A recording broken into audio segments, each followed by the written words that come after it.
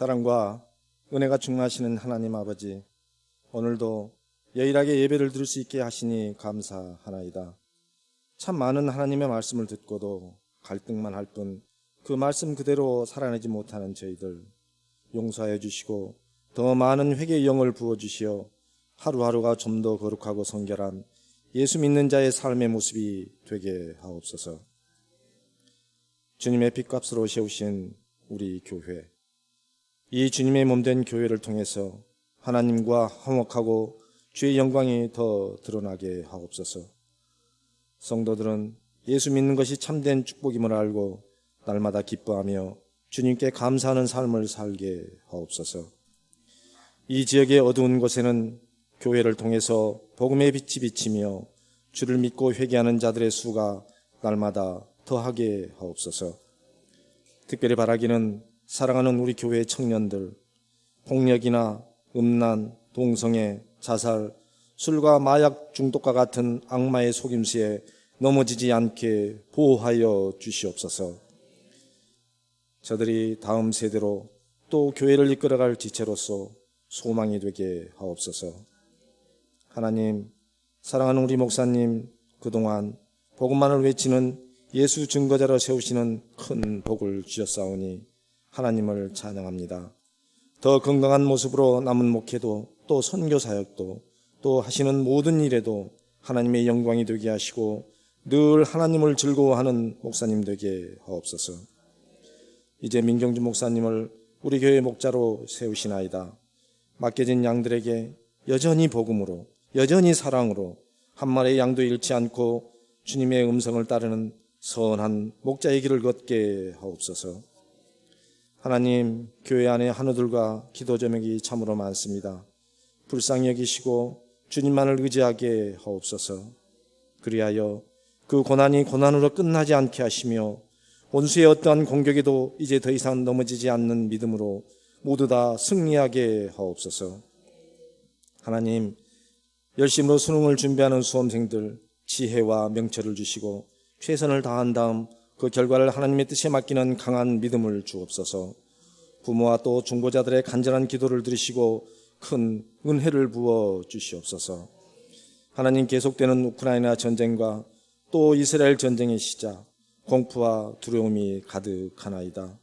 하나님을 경외하지 못한 죄악의 결과이오니 주여 불쌍히 여겨주시고 속히 전쟁이 끝나고 평화가 오게 허락하옵소서.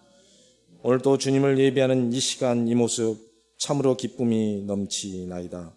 여기 머리 숙인 주의 모든 백성들 축복하시며 다 주님의 영광이 되게 하옵소서. 아멘. 예수님의 이름으로 기도드립니다. 아멘.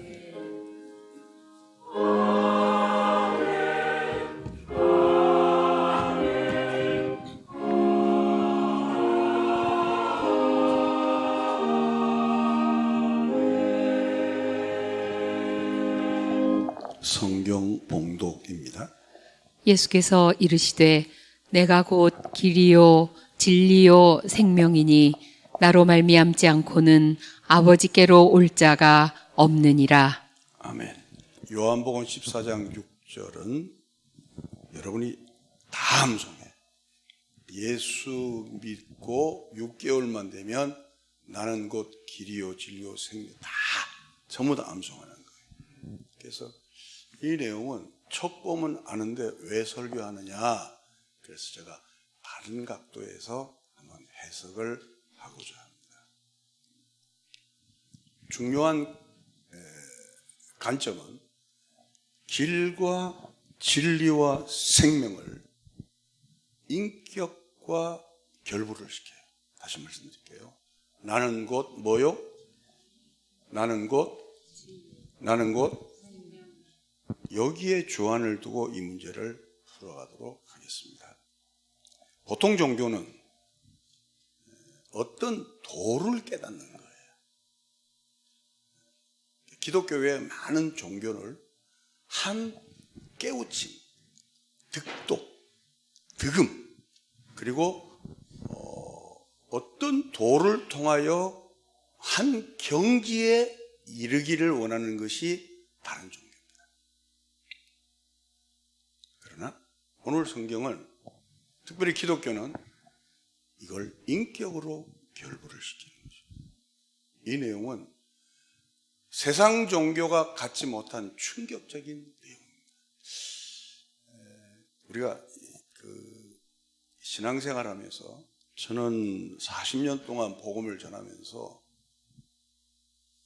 혹시 우리 성도님들이 제자훈련이나 성경 공부나 제자훈련 초급반, 중급반, 고급반 기독교를 자꾸 깨닫는 것으로 할까봐 굉장히 두려워요. 교육, 더 좋은 교육, 더 좋은 암, 그리고 더 좋은 깨달음. 아마 우리 가운데서도 그렇게 생각하는 사람들이 많이 있을 거예요. 그래서 저 사람 제자훈련, 저 사람 성경 공부 열심히 해, 저 사람은 기도를 많이 해서 깨달음이 보통 사람하고 달라, 이렇게 결부를 시켜요. 보통 성도님들하고 대화할 때 그리스도의 인격과 결부시키는 사람들은 그렇게 많지 않아요. 그래서 한국 교회가 교인들이 수준이 낮습니다. 그렇게 교인들 수준이 높지를 못해요. 그냥 놀고 먹고 마시고 우리끼리. 교회는 그거 아니거든요. 교회는 생명 대신 예수 그리스도에게 내가 접붙임을 당하는 거예요. 아멘. 이걸 모르면 안 됩니다. 다시 말씀드릴게요.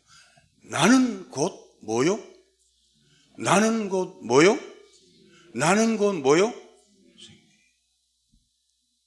한 도를 깨닫는 게 아니고 그 인격과 결부를 시켰다. 예수님께서도 나중에 떡을 나눠주시면서 또 이 말씀하시죠. 예수님 자신이 생명의 뭐라고요? 떡이라고. 목마른 자에게 생수를 주면서 내가 곧 생명의 근원이라는 거예요.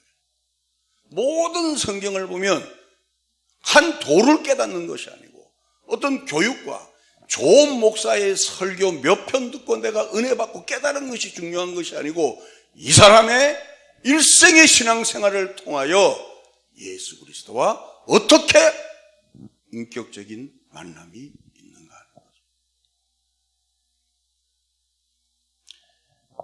이것을 분명히 우리는 생각해야 합니다. 그런 의미에서는 나는 곧 진리요 길이요 진리요 생명이니 나라고 말미암은 지금 아버지가 올 자가 없다. 이걸 암송하는 것이 중요한 것이 아니고 이걸 안다는 것이 중요한 것이 아니고 이 안에는 어마어마한 어려운 내용이 포함되어 있다는 거죠.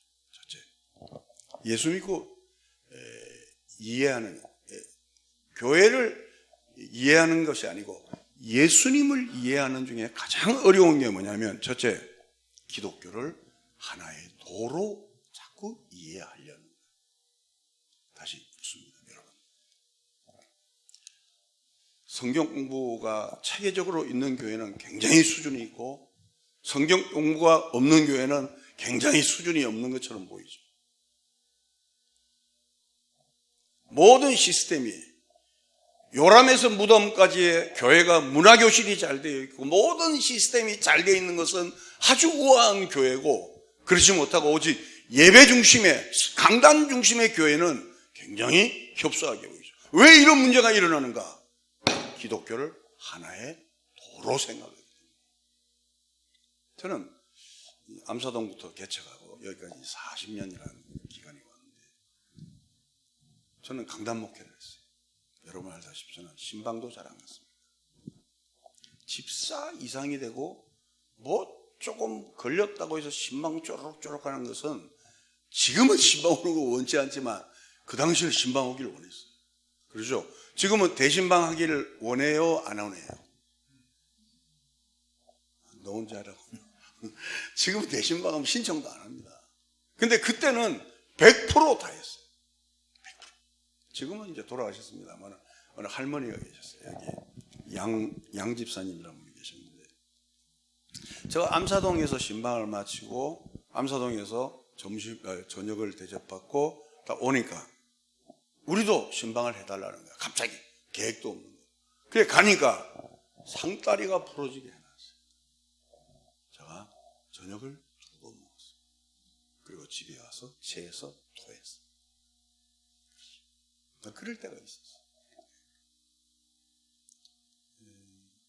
조금 전에 이제 앨범을 정리하면서 이제 목양실을 이제 비우면서 이전에 암사동부터의 사진이 쫙 있는 걸 보면서 여기서 바로 앞에 여러분 아십니까? 종이공장? 아마 아실 거예요. 종이공장 아시죠? 종이공장 헐어서 그게 이제 모티브가 되어서 이 땅 사고 그 다음에 앞에 그 주택 원래는 제가 이걸 살라 그랬어요. 이 옆에 빌라 다. 근데 어느 한 분이 그러더라고. 목사님 부동산 하십니까? 그러더라고. 그래서 저는 항상 그랬어요. 교회 건축을 하더라도 이 건축 때문에 한 사람이 실족하면 난 안 한다 그랬어요. 그래서 저희 교회는 건축하면서 작정이 없었어요. 그냥 언제부터 언제까지 헌금하시오. 그 다음부터는 받습니다 그랬어요. 어떻게 안 받을 수가 있어요. 기간을 정하고 건축을 해야 돼. 작정을 안 시켰어요. 아마 대한민국에서 유일할 거예요. 작정서 안 돌리고 교회 건축한 교회는 굉장히 드문 현상. 이거 샀으면 얼마나 좋았어요. 그때 이거 얼마였는지 아세요? 4억.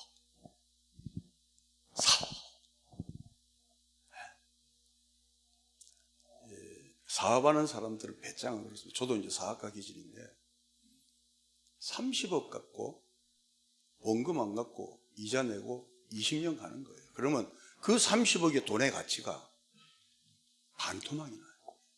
그렇죠? 참 저게 아쉬운 대목 중에 하나다. 저는 그렇게 생각합니다. 기독교에서 이런 여타한 것은 지금까지 제가 설명한 것은 아무것도 아니에요. 어떤 의미에서. 정말 기독교에서 문제는 뭐냐면 교회를 하나의 도를 가르침을 받는 곳으로 생각합니다. 인간관계도 있을 수 있고 트러블도 있을 수 있고 목사가 마음에 들 수도 있고 안 들 수도 있고 장로님끼리 당회에서 뭐 이러쿵저러쿵 큰 사람이 있으니까 그건 다 가능한 일이에요. 문제는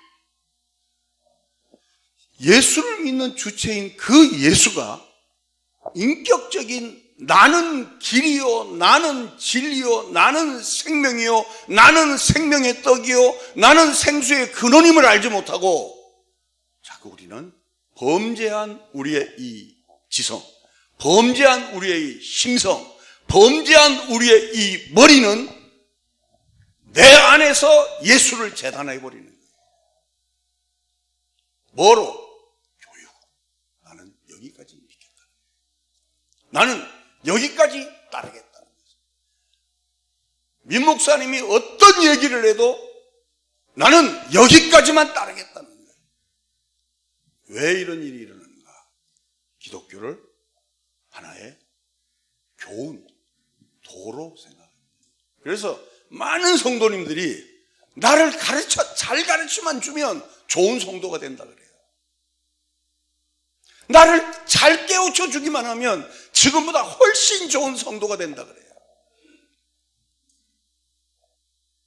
그렇지 않습니다. 기독교의 신앙은 언제나 따라합시다. 주님과의 문제다. 예, 여러분 교회 안에서 앞으로 이제 민 목사님이 목회하실 때, 자 여러분 부탁합니다. 절대 민경중 목사의 권위를 건드려서는 안 돼요. 목사는 권위를 잃어버리면 그때부터 리더십이 깨어지면 목회 못합니다. 그렇죠. 성가대 임명할 때나 여전도에 임명할 때, 남전도에 임명할 때 여러분이 마음대로 하시면 안 돼요. 정해서 목사님 괜찮습니까? 최후 행정의 보루를 담임 목사에게 가요. 아멘입니까? 후임 목사가 겪는 아픔 중에 하나는 특별히 강력한 카리스마가 있는 그 다음에 오는 목사는 그 부분이 굉장히 힘들어요. 여기저기서 한마디씩 하는 거죠. 그 젊은 목사님은 마음에 상처를 안 받는 것처럼 해도 두려워서 어떤 일을 추진을 못해요. 여러분이 아무리 좋은 일을 해도 목사님을 통과해요. 믿습니까? 그렇지 않으면 하지 마십시오. 모든 일은 민경준 목사님을 통해서 결제받고 움직이죠. 왜 그런가? 우리는 내 생각대로 움직이면 교회는 교회가 아니에요. 이 교회 사자이신 이제 민경중 목사를 통해서 이제 목회가 펼쳐나는데 저는 원로로서 뒤에서 무한하게 지지를 할 거예요. 많은 사람들이 원로는 교회 떠나는 사람이 안 그렇지 않습니다.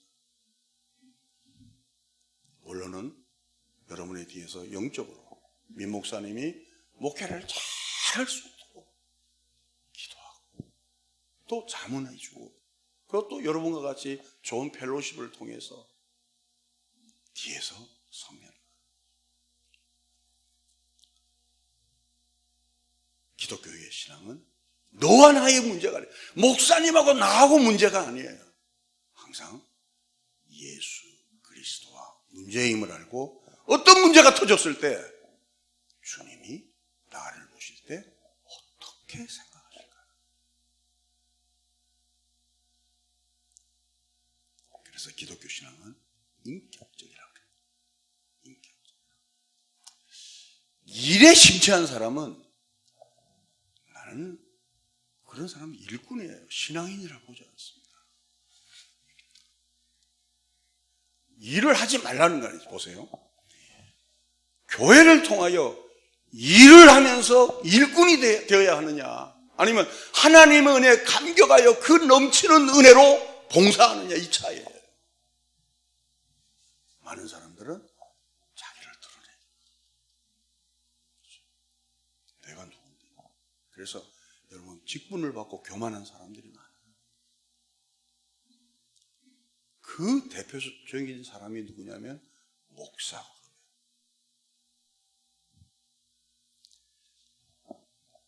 저 성경은 여러분이 잘 알다시피 저도 리더십만큼은 총회나 어디나 빠지지 않습니다. 그러나 이걸 죽이느라고 저는 일생을 싸웠어요. 이제는 무거운 짐을 사랑하는 민경준 목사님한테 몽땅 넘겨주고 싶어요. 그렇지 않습니다. 이제 민 목사님은 이제 시작이에요. 시작. 부목사로 있을 때하고 담임 목사로 있을 때는 그 받는 하중이 어마어마해요. 그래서 저 여러분에게 권면합니다. 저녁 식사 이후에는 전화하지 마십시오. 죽고 사는 일 외에는 초상나고 이런 일은 전화하셔야 돼요. 근데 누가 들어서 목사님 뭐 어떡하죠? 하지 마십시오. 그럼 그 다음에 새벽기도 설교에 지장이 있어요. 그리고 토요일 날에는 목사님을 결혼주례 외에는 장례, 집례 외에는 목사님이 움직이지 않아요. 저는 그걸 지켰어요. 제가 결혼 주례가 아니면 우리 집사람 통해서 축의금 보내고 잘 안 갔습니다. 여러분도 그렇게 하실 거죠? 왜 이렇게 꿍꿍 앓고 앉아 있어요? 다시 그렇게 하실 거죠? 그렇죠. 왜? 말씀 묵상해. 왜? 기독교는 말씀이 중요하잖아요. 그 말씀 안에서 우리는 예수님을 만나고 그 말씀 안에서 예수님을 소유한 자가 그 말씀을 통하여 예수님 앞에 무릎을 꿇는 것, 이게 기독교예요. 그러니까 도를 알거나 성경 공부를 통해 깨우침을 받거나 아니면 목사님의 명석한 설교가 나를 변하시 그런 얘기 아니에요. 그러면 주님에 대해서 얼굴에 주님 욕 보이는 거예요. 우리는 예수 그리스도를 소유하는 것은 그분이 나를 주장하도록 내버려 두는 거예요. 내가 그분을 움직이는 것이 아니고 그분이 나의 주어가 되어서 나는 그분의 명령에 움직이는 동사이기를 가는 거예요. 이걸 이해를 못해서 우리 교회는 이걸 이해를 못해서 강한 분들이 좀 몇 차례 떠나기도 하고 또 그랬던 거예요. 왜? 주님 앞에 무릎 꿇을 마음이. 민 목사님은 성향적으로 굉장히 순종적인 사람입니다. 제가 주일학교 때부터 봤으니까 벌써 오랜 세월이잖아요. 굉장히 순종적인 사람이에요. 아마 성도 여러분들에게 아니요 소리를 잘 못할 거예요. 그러면 성도 여러분은 어떻게 해야 되느냐? 이제는 그 목사님의 성격을 알았으니까 우리는 스스로 주님 앞에 무릎 꿇는 모습으로 봉사하고, 무릎 꿇는 모습으로 성가대하고, 무릎 꿇는 모습으로 당회를 이루어가시고, 무릎 꿇는 모습으로 이 교회를 발전시켜 나가기를 주님의 이름으로 축원합니다. 누가복음 9장 18절입니다. 예수께서 따로 기도하실 때에 제자들이 주와 함께 있더니 물어 이르시되 우리가 나를 누구라고 하느냐? 대답하여 이르되 세례 요한이라 하고 더러는 엘리야라 더러는 옛 선지자 중에 한 사람이 살아났다 하나이다. 예수께서 이르시되 너희는 나를 누구라 하느냐? 베드로가 대답하여 이르되 하나님의 그리스도시니이다 하니. 옛날 구역 성경은 주는 그리스도시요 살아계신 하나님의 아들이다. 저는 그 번역이 좋아요. 여러분 어떻게 생각하세요? 훨씬 더. 왜? 주란 얘기는 나는 이제 당신 앞에 무릎을 꿇었습니다. 내 모든 소유는 당신의 움직임대로 내가 사용하겠습니다. 이거를 이해를 못하고 교회를 봉사하는 곳으로 아는 사람들이 의외로 많습니다. 교회를 돈 몇 푼 주면서 적선하고, 그래서 제가 여기서 40년 동안 목회하면서 구제 선교가 기독교가 아니라고 외치는 거예요. 왜? 그걸 하지 말라는 게 아니에요. 그것은 본질이 아니에요. 본질은 그분 앞에 무릎을 꿇고 봉사하는 거예요. 내가 너무 흥분했습니다. 좀 닦고.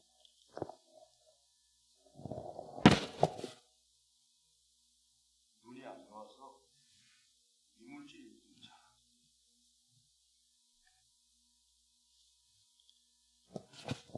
베드로가 예수님에게 늘 욕만 먹었잖아요. 그죠? 아마 베드로처럼 욕 먹은 사람 없을 거야. 그래도 딱 한 군데 칭찬받은 곳이 어디냐면 이곳에 주는 그리스도시요 살아계신 하나님의 아들. 더 이상 자기 욕심대로 살지 않겠다는 거예요. 더 이상 그리스도인으로서 예수에게 접붙인 자로서 길이신 예수, 진리이신 예수, 생명이신 예수와 인격적인 관계를 갖는 자로서 자기의 탐욕과 욕심과 세상적인 이기적인 모습을 따르지 않겠다는 거죠. 그래서 예수님은 말씀합니다. 나를 따르려거든, 따라합시다. 나를 따르려거든. 나가 주어잖아. 내가 이끄는 대로 동사인 너희들이 따라오라는 거예요. 교회는 다양한 성격의 사람들이 있습니다. 특별히 제일 힘든 사람이 누구냐면 다혈질적인 사람이죠. 그거는 그 사람의 잘못이 아니에요. 어떤 의미에서는 타고나는 거예요. 다혈질은. 그렇죠. 저도 집에 이제 좀 있어 보니까 하여튼 하루에 어디든지 갔다 와야 저녁에 잠이 오더라고요. 전 집에 못 있어요. 답답해서. 가슴이 터질 것 같아요. 이건 타고난 거예요. 그러니까 다혈질도 얌전한 것도 타고난 거예요. 그래서 왜 저 사람은 저래? 이게 아니고 저 사람은 저런 유형의 사람이구나. 이렇게. 저 친구 중에 강승춘 목사님이라는 분이 계십니다. 저하고 이제 대학 1학년 때 만나서 지금까지 53년 동안 주안에서, 그분은 장신대를 다녔고 저는 종신대를 다니면서 교제를 했습니다. 오후 3시에 만나면 정확합니다. 3시 15분에 도착해요. 4시에 만나자면 4시 15분에 도착해요. 언젠가는 내가 버릇을 고치기 위해서 딱 시간을 재고, 그 친구가 일산 사는데 딱 전화를 했어요. 강 목사님, 지금 어디야? 그러니까 이제 탈라 그러는데, 타지 말고 그냥 집에 들어가 그랬어요. 하도 내가 버릇을 고치기 위해서. 그래도 안 고쳐지더라. 왜? 타고난. 그래서 교회는 너와 나 때문에 상처받으면 안 돼. 너와 나는 일색을 부부로 몸을 섞는 부부도 늘 으르렁거려요. 제가 하나 물어봅시다. 가장 가까우면서 가장 먼 사이가 누구예요?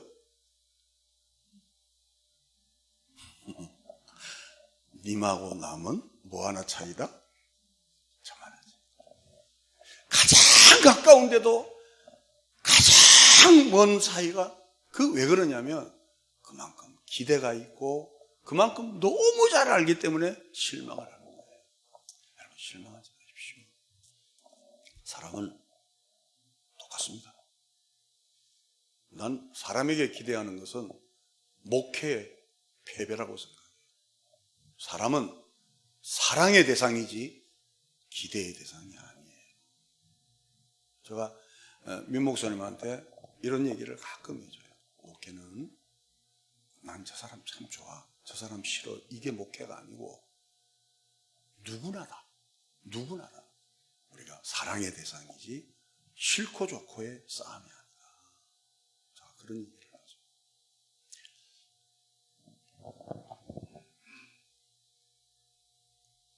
살아가면서 너와 나와, 부부와 아내와 또 직장에서 많은 부분에서 예수 그리스도로 인한 항복이 있느냐는 거예요.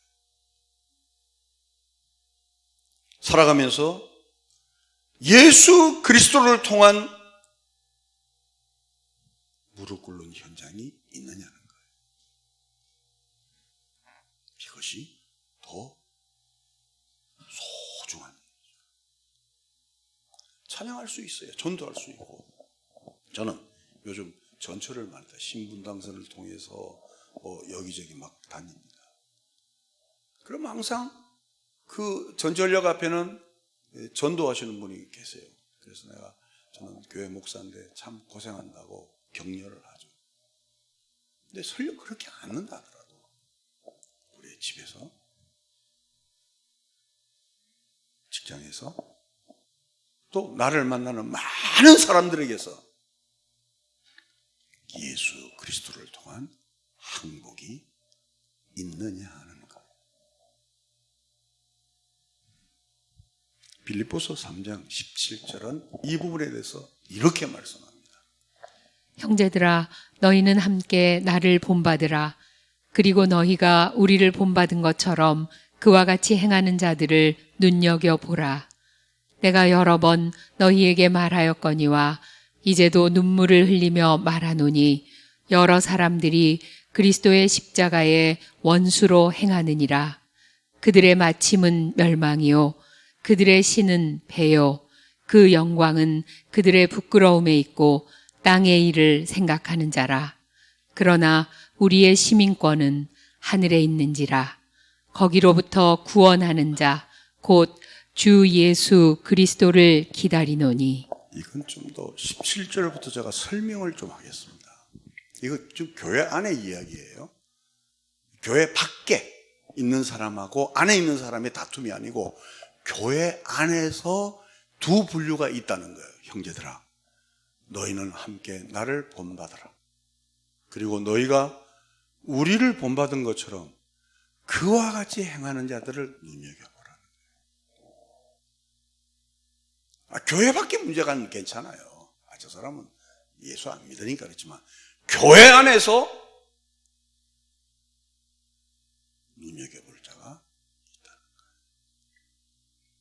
어떤 자냐? 18절에 보시면 내가 여러 번 너에게 말하거니와 이제도 얼마나 바울이 그 사람 때문에 힘들었으며 얼마나 바울이 목회하면서 그 사람 때문에 고통을 느꼈으면 눈물을 흘리며 말하노니 여러 사람들이 십자가의 원수로 행하더라.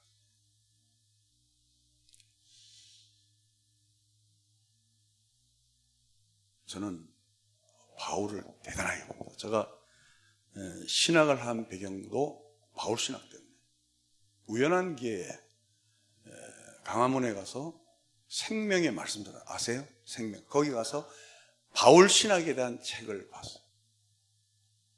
기독교에 대한 눈이 열렸어요. 우리 부산 동강교회에서 스웨덴 선교사님이 오셨는데 저는 그분에게 복음을 배웠어요.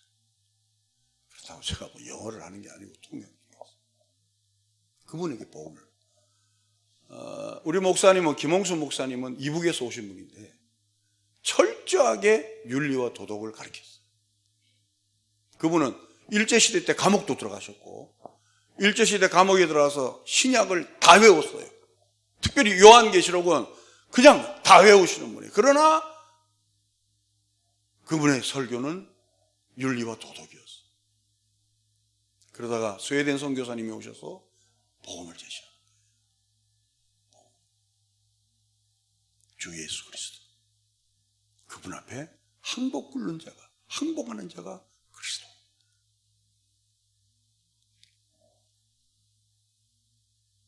한 교회 안에서 하나님의 말씀 앞에 항복하지 않고 십자가의 원수처럼 행하는 자도 나올 수도 있다. 그리고 19절에 이렇게 말합니다. 같이 한번 읽어볼까요? 시작.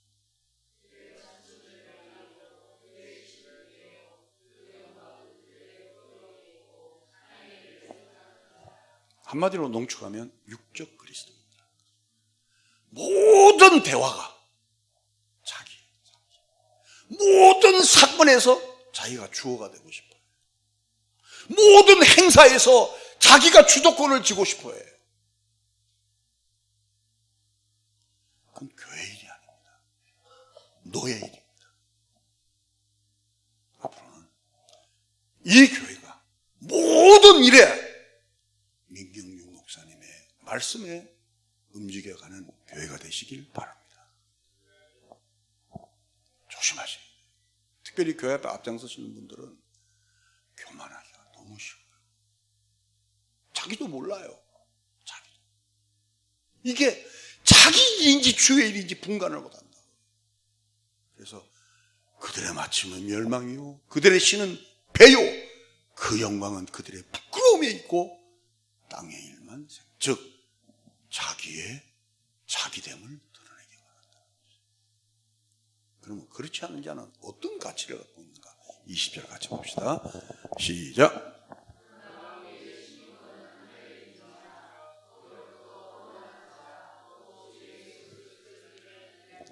요즘 나 목사의 마음은 편안할까요? 아니면 공허할까요? 한량없이 공허해요.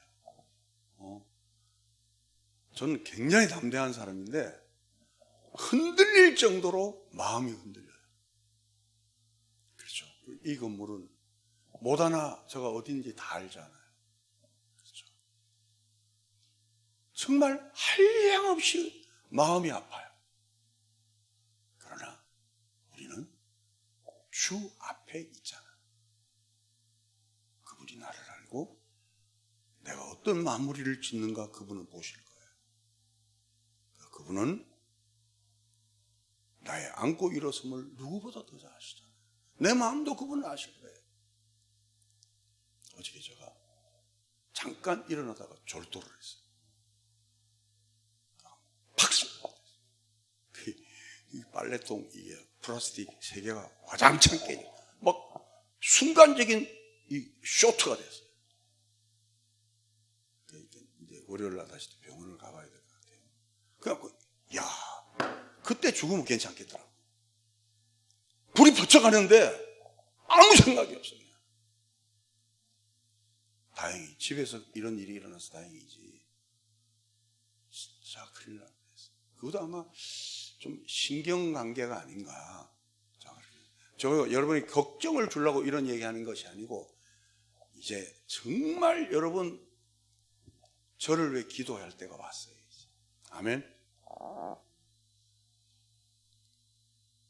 순간적으로 제가 거구잖아요. 거구가 아니라 거꾸로 찍는데 그 앞에 있는 그 플라스틱 빨래가 이 세 개 있어요. 하나는 뭐 속옷 빨래, 하나는 겉옷 빨래, 하나는 바지 빨래. 우리 집사람이 이게 세 불려는 그게 하나 남기는 거가 부러졌어. 플라스틱. 그 튼튼한 게 그거 없었으면 오늘 설교를 못했을 것 같아요. 다행히 아무 이상이 없어요. 여기 팔뚝이나 좀 여긴 좀 시큰시큰해요. 많이 신경 쓰이더라고요. 근데 우리는 하늘의 신권을 보는 자잖아요. 여기서 결정이 안 납니다. 여러분, 여기서 결판이 나면 어떤 방법과 수단을 가리더라도 그 영광을 따먹어야죠. 우리의 결정은 그 나라에 있잖아요. 성도 여러분, 우리는 거기서부터 부름받은 자들. 우리는 이 땅에서부터 교육과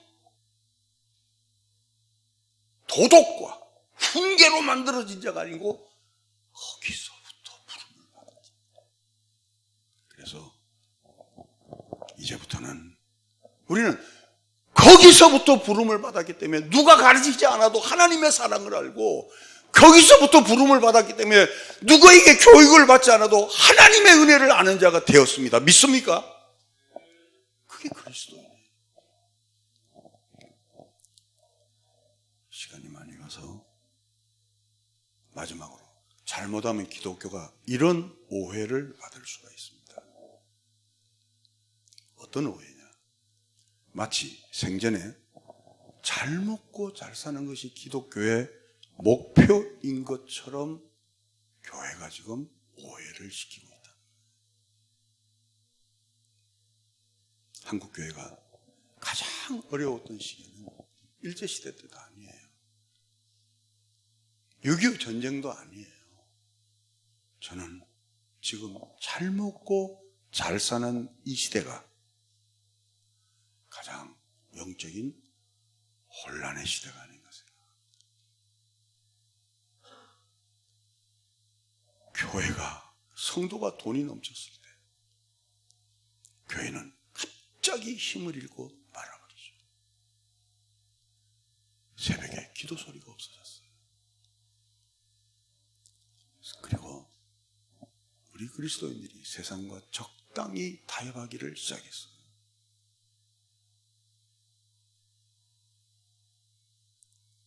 다시 한번 성도 여러분, 예수님의 필요성과 예수님에 대해서 길이신 예수님, 진리이신 예수님, 생명이신 예수님에 대해서 절감하는 이 아침이 되시기를 주님의 이름으로 축원합니다. 이 땅에 얼마만큼 진실한 성도가 있느냐. 저는 늘 그걸 생각해요. 그들의 열매로 그들은 그들에 대해서 그 열매로 그들을 안다는 거예요. 과정은 그렇게 중요하지 않아요. 물론 중요하죠. 근데 그 과정은 여러분을 속일 수도 있고 눈 가림할 수도 있고 뭐 가문이설로 여러분에게 막 인기도 얻을 수 있고 다 하지만 그 사람에 대해서 알기 위해서는 그 열매로 아는 거예요. 소돔과 고모라가 안 믿어서 망한 것이 아니잖아요. 소돔과 고모라가 기독교가 없어서 망한 게 아니잖아요. 의인 10명이 없어 망했다는 것은 이 나라의 운명과 이 나라의 앞날은 얼마나 우리 교회가 신자답게, 목사가 목사답게, 장로님들이 장로님답게, 권사님들이 권사님다우냐 하는데 있는 겁니다. 현대교회는 차츰 기독교 아닌 곳으로 지금 옮겨지고 있습니다. 포스트 모더니즘은 큰 거기 때문에 우리 금방 알아요. 아, 저거 포스트 모더니즘이구나 알아요. 그러나 교회 안의 메시지가 목사님들에 의해서 변질되기를 시작했어요. 기독교가 차츰차츰 사람의 성공, 사람의 행복, 사람의 명예에 초점이 맞추어지는 설교를 하고 있습니다.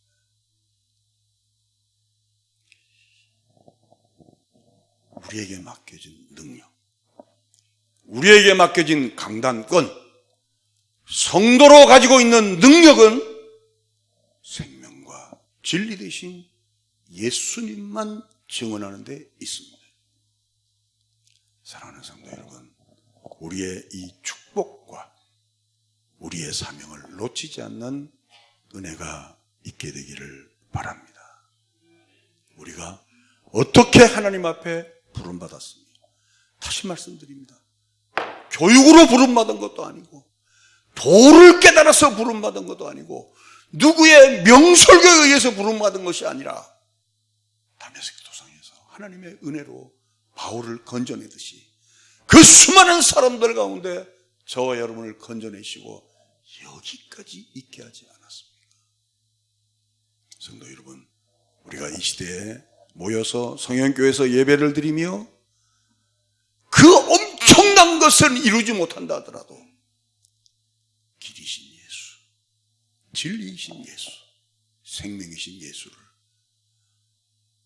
이 강단에서 마음껏 먹고 마시면서 여러분의 생애에 하나님의 긍휼과 은혜가 넘치게 되기를 주님의 이름으로 축원합니다.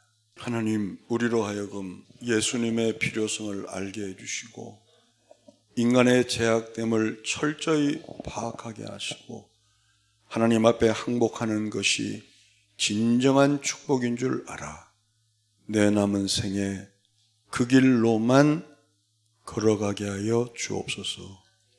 길이요 진리요 생명이신 예수님이 나의 언행 속에 들어오셔서 한 말씀 한 말씀이 주님 앞에 항복한 자로 대화하게 하시고 우리의 행동과 모든 신앙생활들이 스스로 죽음의 길을 가셔서 스스로 썩는 미랄로 당신을 파묻힌 예수님의 그 길을 걸어갈 수 있도록 축복하여 주시옵소서. 그동안도 이 교회를 사랑하시고 암서동 이후부터 여기까지 40년의 세월 동안 동서울 성령교회를 지켜주시고 여기까지 있게 하신 하나님의 은혜를 감사하면서 오직 이 시대가 기독교의 능력을 외치고 축복을 외칠 때 우리는 아니다. 예수 안에서 죽는 용기를 가지고 내가 선 위치에서 주님의 주되심을 고백하면서 주의 주권을 인정하면서 우리의 말이, 우리의 행동이, 우리의 모습이 파도를 잠잠케 하며 죽은 자를 살리시는 능력을 가지고도 스스로 죽음의 길을 가셔서 스스로 썩는 미랄이 되신 예수님의 그 길을 우리도 걸어가게 하여 주시옵소서. 부활이요 생명이신 우리 구주 예수 그리스도의 은혜와 하나님 아버지의 극진하신 사랑하심과 성령님의 교통 충만하신 역사가 우리를 통하여 이루시기를 원하시는 잠자는 영혼을 십자가의 도를 통하여 일깨우시며 죽음과 멸망 속에 있는 자들을 나의 큰 소리로 깨우치는 것이 아니라 십자가의 도를 통과하여 길이요 진리요 생명이신 예수님과의 만남을 갖기를 원하는 모든 성도의 머리 위에 하나님의 축복이 이후로부터 영원토록 함께 있을지어다. 아멘.